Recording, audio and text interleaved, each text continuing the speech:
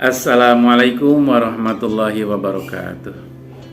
Bismillah, alhamdulillah, wassalatu wassalamu ala rasulillah. Asyhadu an la ilaha illallah wa asyhadu anna muhammadan abduhu wa rasuluh. Allahumma sholli ala Muhammad wa ala ali sayyidina Muhammad. Bersyukur pada Allah Subhanahu wa taala. Alhamdulillah, Allah masih berikan kesempatan pada kita semua masih bisa menghirup udara yang sangat segar di tempat yang seluas ini, sebelum Allah tempatkan di tempat yang sangat sempit 2 meter kali kurang lebih 1 meter, yaitu di alam kubur. Maka mari kita manfaatkan usia kita. Hamba-hamba Allah, Umroh Aziz TV, sahabat Abi semua, kali ini akan mencoba di bagian ketiga ya, mempersiapkan diri setelah kemarin pembuatan paspor, meningitis. Yang lebih utama adalah sebelum berangkat ke Tanah Suci, bekali dengan ilmu. Karena tanpa bekal ilmu, pergi baik haji ataupun umroh, maka di sana akan, ya Allah, banyak yang dilakukan yang sia-sia. Jadi dikhawatirkan ketika tanpa bekal ilmu yang maksimal sesuai dengan kemampuan diri, dikhawatirkan pengorbanan yang puluhan juta yang menunggu tahunan yang melaksanakan umroh pun sama harus mengeluarkan uang besar. Manakala tidak disiapkan dengan pembekalan ilmu, sekali lagi dikhawatirkan ibadah diri di sana, sepulangnya dari sana tidak akan dapat apa-apa. Yang utama adalah tiada lain ibadah di Tanah Suci, hanya mengharap ridho Allah. Bagaimana Allah ridho kalau di sana malah salah kaprah? Apa yang harus dilakukan sebelum berangkatan ke sana? Muhasabah. Betapa banyak dosa-dosa sejak akil balik sampai saat ini. Yuk tata. Sebelum bertobat di sana, jangan dipusatkan semua di sana. Bagaimana kalau sebelum berangkat di sana Allah cabut nyawa?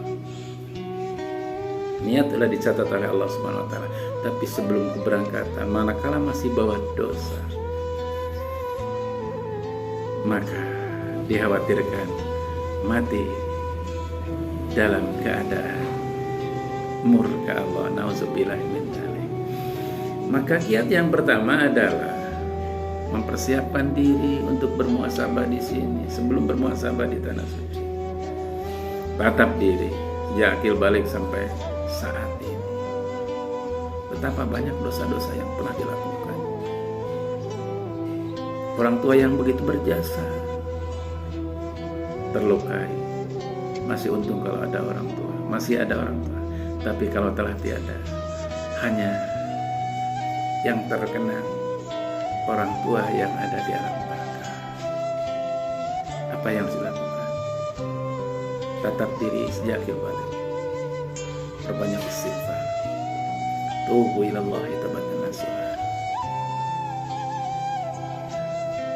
Lalu tatap orang tua, membuktikan bahwa diri masih ingat pada orang tua, jasa-jasa orang tua untuk memohon ampunan kepada Allah. Kedua orang tua kita, guru-guru kita, saudara kita, keluarga kita. Ighfir lana, ampuni dosa kami. Wali-walidina, dosa kedua orang tua kami. Wali asatidatina, guru-guru kami. Wali ikhwanina, saudara-saudara kami. Wa dzurriyyatina, anak cucu keturunan kami didoakan. Terus lebih jauh menatap orang tua dengan wali walidayya warhamhuma kama rabbayani shaghira. Untuk lebih mengenang lebih jauh bagaimana kita lebih sayang kepada orang tua yang masih ada, yang telah tiada. Tetap bagaimana kalau diri telah menjadi orang tua, lalu anak tidak mendoakan ibu bapak, insya Allah akan terus mengenang jasa kebaikan orang tua dan mendoakan orang tua. Itu sebelum berangkat ke tanah suci, mohon ampunan, bersihkan dosa dari diri, ampuni orang tua, guru-guru, saudara. Lalu ilmu, bagaimana nanti ketika melangkahkan kaki aja dari rumah, sudah dibiasakan belum dengan mengucap bismillahi tawakkaltu 'ala Allah la haula wala quwwata illa billah. Ini dibiasakan. Lah manakala ini tidak dibiasakan, nanti di sana ada tempat pengistirahatan, adanya hotel. Kalau keterbiasaan di rumah bablas aja, keluar dari rumah tidak menjadi nilai amal ibadah, maka di sana pun tidak akan jauh berbeda. Karena bisa saja lupa. Kenapa bisa lupa? Wong setan menggoda setiap saat. Qala fabima awaitani la aqudanna lahum siratal mustaqim. Allah berfirman, setan bicara, kami tidak akan pernah berhenti mengganggu manusia, membelokkan manusia dari jalanmu yang lurus. Jalan yang lurus itu amal agama yang dicontohkan oleh Rasulullah SAW. Bagaimana setiap langkah jadi nilai amal ibadah. Kalau langkah keluar dari rumah tidak dibiasakan, sekarang baca doa itu pahala. Maka di sana keluar dari hotel tempat pengistirahatan, keluarnya biasa-biasa aja, gajelang aja. Jadi sejadi ini. Dan nanti keluar dari tempat pengistirahatan untuk melaksanakan keluar menuju Madinah, Al-Munawwarah, Al-Makkahul Mukarramah, maka akan terbiasa.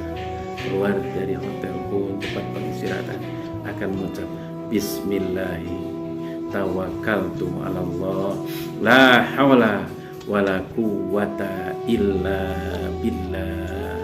Seperti itu, bertawakal kepada Allah. Ya. Jadi jangan kaget di sana. Ketika belum dilaksanakan seperti itu, maka akan kaget. Nanti masuk ke masjidnya seperti apa? Ya. Boleh jadi dari sekarang baca buku panduan. Kalau sudah dikasih, kalau Habib biasa yang dasar-dasar itu kalaupun belum ada buku panduan, udah disampaikan, udah dikopi disampaikan. Tolong ini dibacakan, diingatkan. Karena kalau tidak menjadi kebiasaan, biasanya akan sangat mudah untuk lupa. Karena setan tadi terus menggoda supaya lupa. Dari itu, latih dari sekarang dengan pembekalan ilmu.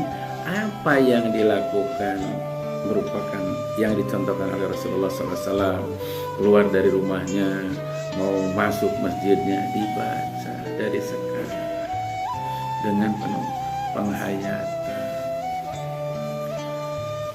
Nah yang kedua, jadi kalau diri ingat betapa lama menunggu untuk berangkat ke tanah suci, berapa biaya yang akan dikeluarkan untuk ibadah haji ataupun umrah, manakala disia-siakan uang yang puluhan juta itu, waktu yang telah dilalui di sana tidak disibukkan dengan amal ibadah.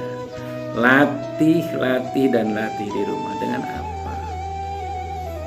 Jangan sia-sia. Udah umpamanya sholatnya sudah dilakukan, sholat sunatnya, tawafnya sudah dilakukan, istirahat menunggu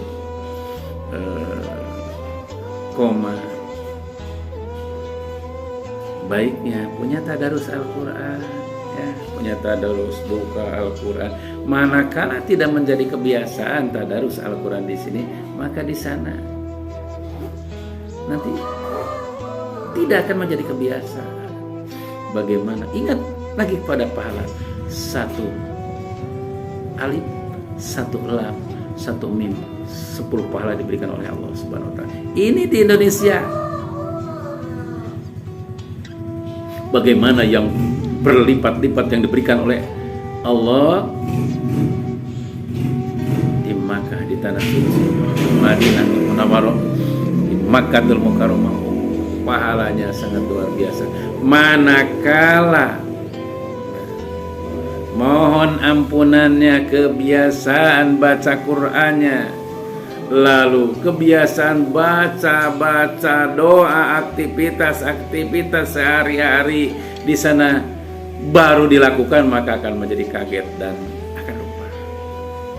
Insya Allah, manakala Quran jadi pegangan, jadi bacaan ketika di sini di tanah air punya tadarusan, tertanam bagaimana Allah memberikan pahala 1 alif, 1 lam, 1 mim.